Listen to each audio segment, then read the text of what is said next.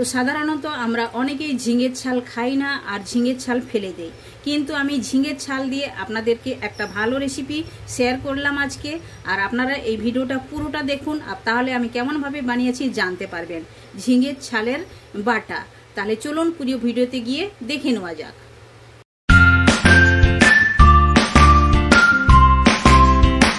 Hello everyone, welcome to my channel. কি রান্না করিতে আপনাদের সবাইকে স্বাগত। আশা করি আপনারা সকলে ভালোই আছেন।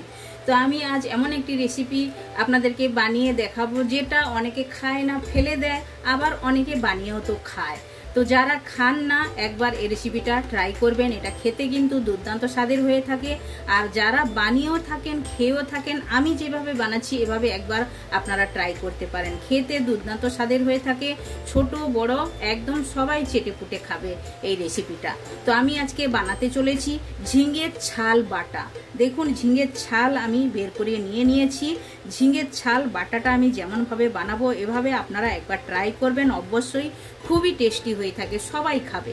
তাহলে চলুন আমি যে যে ইনগ্রিডিয়েন্টস নিয়েছি ওগুলো এক এক করে আপনাদের সঙ্গে শেয়ার করে নেবো। আমি একটা বড় সাইজের ঝিঙের ছালকে মানে ভালো করে ঝিঙেটাকে প্রথমে পরিষ্কার করে ধুয়ে নিতে হবে, ঘষে ধুয়ে নিয়ে, কারণ ঝিঙের ছালের উপরে অনেক নোংরা থাকে, ভালো করে ঘষে ধোয়ার অত্যন্ত প্রয়োজন। আমি ধুয়ে নিয়েছি, ধুয়ে ছালটাকে বের করিয়ে আর দেখুন এভাবে ছোট ছোট করে কেটে নিয়েছি। আর সঙ্গে রেখেছি আমি 5 থেকে 6 কোয়া রসুন রেখেছি, আর 2টো কাঁচা লঙ্কা চিরা লাগিয়ে নিয়েছি। এটা এখন সাইড করব। আর যেগুলো লাগছে ওগুলো এক এক করে আমি আপনাদের সঙ্গে শেয়ার করে নেব। 2টো পেঁয়াজ এভাবেই কেটে নিয়েছি, ধনে পাতা নিয়েছি, আর কাঁচা লঙ্কা নিয়েছি, আর 4 থেকে 5 কোয়া রসুন তো আমি ওখানে দেখিয়েছি, ওটা সেদ্ধতে লাগবে। আর এটা আমি যখন বানাবো ঝিঙের ছাল বাটাটা সেটাতেও লাগবে, এটাতেও আমি 4-5 কোয়া রসুন মানে থেতো করে নিয়েছি। আর লাগছে মেন ইনগ্রিডিয়েন্টস, এটা হচ্ছে বাদাম। বাদামটা অবশ্যই আপনারা দিবেন। বাদামটা দিয়ে একবার বানিয়ে খেয়ে দেখবেন, এত দুর্দান্ত স্বাদের হয়ে থাকে, আপনারা কোনো দিন ছাড় ফেলার জন্য মানে মন করবে না। এভাবে রেসিপিটা বানিয়ে খেতে খুবই ভালো লাগবে সবাইকে, আর সবাই খাবেও, পছন্দ করবে। আর একবার এভাবে বানিয়ে আপনারা কাউকে খাওয়াবেন, কেউ বুঝতেই পারবে না যে ঝিঙের ছাল বাটার মানে এটা তৈরি হয়েছে রেসিপিটা। তাহলে চলুন গ্যাসের কাছে যাওয়া যাক। তো গ্যাস চালু করে আমি কড়াই বসিয়ে দিয়েছি। এখন কড়াইয়ের মধ্যে আধা গ্লাস জল আমি দিয়ে দিলাম। বেশি জল লাগবে না, কারণ জলটা এরই মধ্যে শুকিয়ে নিতে হবে, জল রাখা চলবে না। আর এখন দিয়ে দেবো 2টো কাঁচা লঙ্কা দিয়ে চিড়ে রেখেছি, আর রসুন আর ঝিঙের ছাল দিয়ে দিলাম। দিয়ে এইটাতে দেবো স্বাদ মতো, এখনই একটু লবণ দিচ্ছি, পরে লাগলে আর একটু দেবো। এখন আমি দিয়ে দিলাম। আর এটাতে যাবে হলুদ গুঁড়ো 1 চুটকির মতো হলুদ গুঁড়ো দিলাম। দিয়ে এটাকে সেদ্ধ করে নিতে হবে। আর সেদ্ধ করার সময় এটাতে একটু জল রাখা চলবে না, একটু নাড়াচাড়া করে দিলাম। এভাবে আপনারা বাড়িতে একবার ট্রাই করবেন, দুর্দান্ত স্বাদের হয়ে থাকে। আর এখন ঢাকনাটা লাগিয়ে ছেড়ে দেবো, জলটা শুকনোও হয়ে যাবে আর সেদ্ধও হয়ে যাবে। তো দেখুন 2 থেকে 3 মিনিট হয়ে গেছে। এখন ঢাকনাটা খুলে আমি দেখে নেব। দেখুন জলটাও শুকিয়ে গেছে আর সেদ্ধ হয়ে গেছে ভালোভাবে। এখন এটা বের করে নিয়ে ঠান্ডা করে মিক্সারের মধ্যে আমি পিষে নেব। আপনারা চাইলে শিলনোড়াতেও পিষতে পারেন। তো কড়াইটা ধুয়ে পরিষ্কার করে আবার আমি বসিয়ে দিয়েছি। এখন আমি বাদামটা ভেজে নেওয়ার জন্য একটুখানি তেল দিলাম, বেশি নয় একটুই দিলাম। তেলটা গরম হওয়ার জন্য অপেক্ষা করব।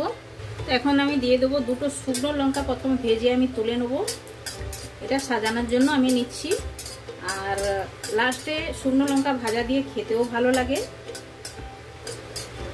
তো দেখুন শুকনো লঙ্কাটা ভাজা হয়ে গেছে। এর থেকে বেশি আর লাল করবো না, তুলে নেবো আমি।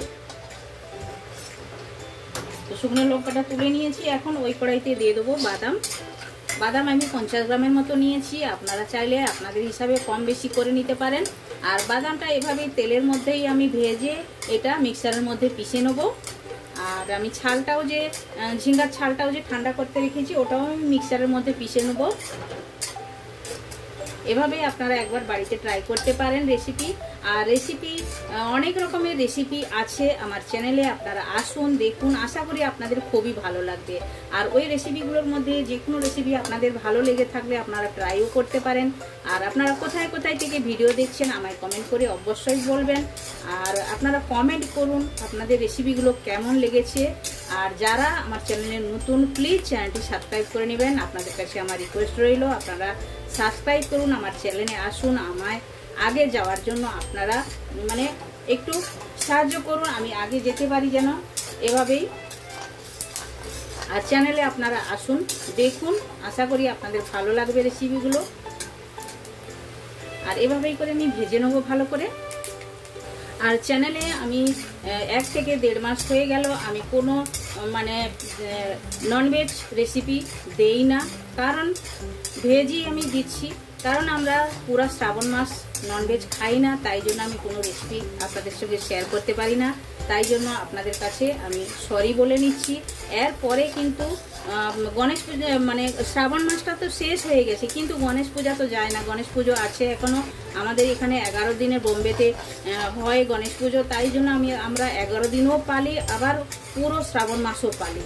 পুরো গণেশ পুজোটা যাওয়ার পরে তারপরে আমরা মাছ মাংস খাওয়া স্টার্ট করব, তখনই আপনাদের সঙ্গে শেয়ার করব ভালো ভালো রেসিপি। আপনারা দেখুন আর আসুন চ্যানেলে, আশা করি আপনাদের ভালো লাগবে। আর বাদামটা ভাজা হয়ে গেছে, এটা এখন তুলে নেব। তো বাদামটা ভেজে তুলে নিয়েছি, ওটাও আমি ঠান্ডা করার জন্য রেখে দিয়েছি। আর এখন আমি 1 চামচ ভরে তেল দিয়ে দিয়েছি, তেলটাও আমার গরম হয়ে গেছে। এখন আমি দিয়ে দেবো কুচনো পেঁয়াজ। পেঁয়াজগুলো আমি হালকা ব্রাউন করে ভাজার জন্য দিয়ে দিলাম। 2টো বড় সাইজের পেঁয়াজ নিয়েছি। আপনারা পেঁয়াজের কোয়ান্টিটিটা একটু বেশি দিবেন, তাহলে রেসিপিটা মানে অনেকটা বেড়েও যাবে আর খেতেও ভালো লাগবে। তো দেখুন বাদামটা গুঁড়ো করে নিয়েছি। এখন দেখুন ঝিঙের ছালটা দিয়ে দিয়েছি, এটাও পিষে নেবো। তো পেঁয়াজটা দেখুন হালকা হালকা ব্রাউন হয়ে গেছে। এখন দিয়ে দেবো রসুন থেতো করা আর কাঁচা লঙ্কা দিয়ে দিলাম, এটাও পেঁয়াজের সঙ্গে ভেজে নেবো ভালো করে।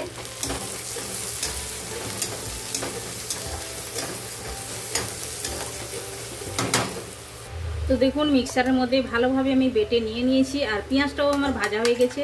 এখন আমি দিয়ে দেবো ঝিঙের ছাল বাটা, বেটে নিয়েছি। আর জল একদম শুকনো হয়ে গিয়েছিল, 1 চামচ জল দিয়ে আমি বেটেছি।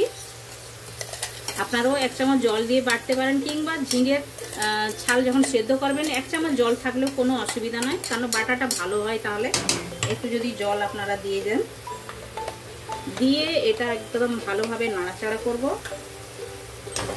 এইটা এখন ভালোভাবে নাড়িয়ে নাড়িয়ে একদম শুকিয়ে নিতে হবে।